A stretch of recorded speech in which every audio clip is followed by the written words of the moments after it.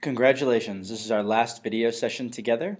In preparation for your final project, we are going to look at a piece of music and try to understand form kind of in greater detail. So what I want to do is look at this piece of music, and I'm going to pull it up on my screen, so just try to max out the screen as much as you can so you can really take a look at it while we listen to a performance of it. This is Clementi's Sonatina Opus 36, number 2 in G major.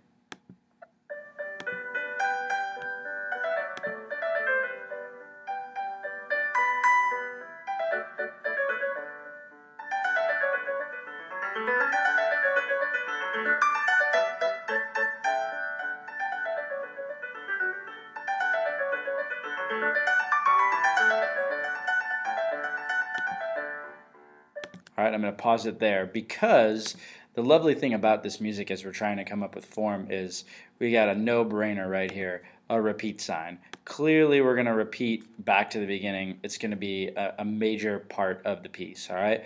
So we've just listened to this first musical idea, more than an idea, really phrase or maybe even section. So let's take a listen this time. I want to point out a couple things. So you have a couple of cadence points that we've noted, and really right around right here is where the music starts to take a departure from the first section. All right, so we kind of have a little A idea. I'm going to use a small letter.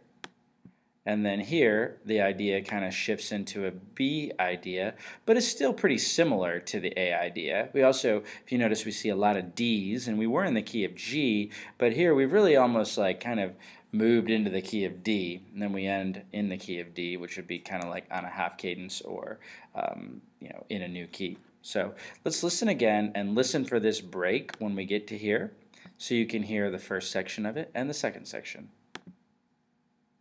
I'm just going to keep where we go, where this is the repeat.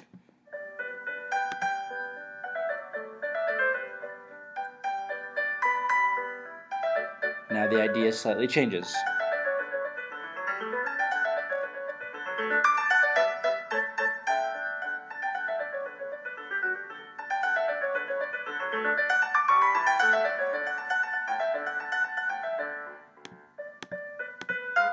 All right, and now we get into a new section. So I think it's pretty clear that we can call this first phrase kind of the A phrase. And then when we get into this next section, you could already hear that it has this minor tone to it. All right, so I'm going to back it up a little bit, and we're going to listen to this second section.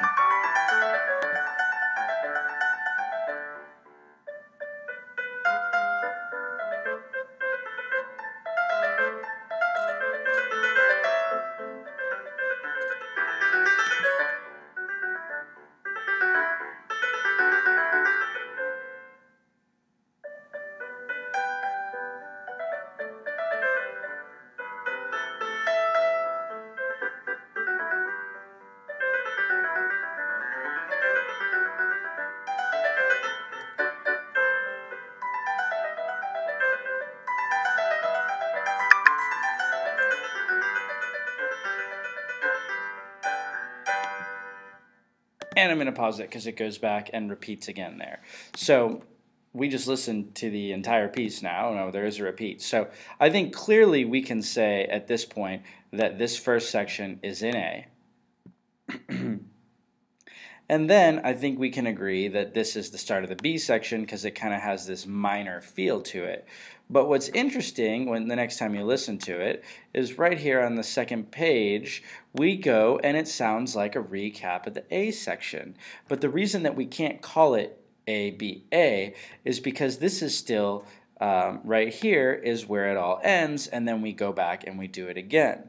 So when we have a form that is two parts, A, B, and the B part returns to A, we call that rounded binary form. All right, you might be able to find that in some of the stuff we read about. If not, feel free to do a Google search on it, and you can check out a rounded binary form. So if we look at the large scale, we have an idea, a departure from the idea, and within that same section, it returns back to A. So you might be asking, well, why isn't it labeled A, B, A?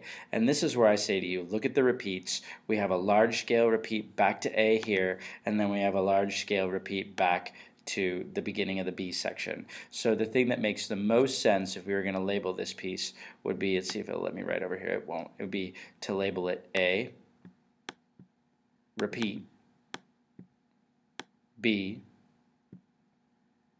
A, repeat, and we could definitely call this A prime, by the way. And when we have that A, B with an A prime in it, you can definitely call it rounded binary form. All right. Now, if you wanted to argue that this was ternary form, A, B, A with a return to A, I'd certainly be open to listening to examples of that. It clearly does not go to C. So let's listen to the second half of this.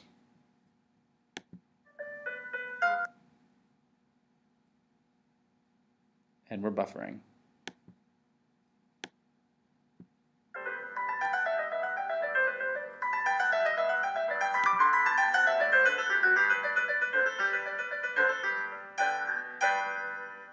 Repeat back to B.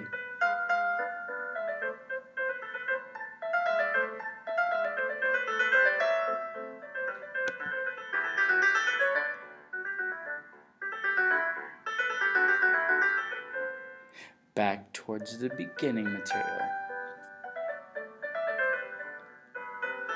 But it's not the exact same, which is why I like using the A prime. Prime symbol means slightly altered.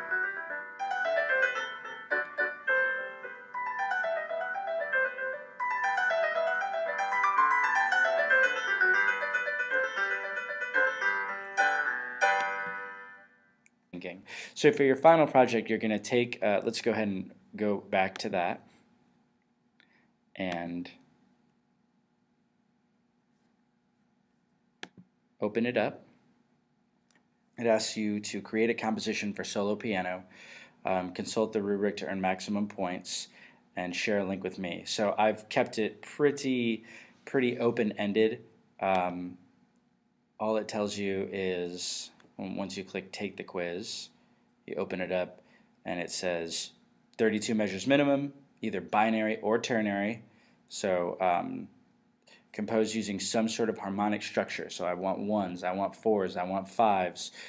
Choose a major key or a minor key. You can do one section in major, then go to minor, or major, minor, major, however you prefer to do it. Try to add at least 3 non-chord tones, and make sure your piece starts and ends on tonic. And I'll of course be looking at these components to help make sure you earn maximum points. So if you have any questions, feel free to email me. It's been a pleasure running my first global campus course. I hope that you all feel like you've gained a lot of information. Love to see you enroll in the AP Music Theory course that's offered, and love for you to continue taking music theory at the collegiate level. So again, thanks again for your coursework and your hard work, and look forward to interacting with you throughout the year, and wish you the best. Thank you.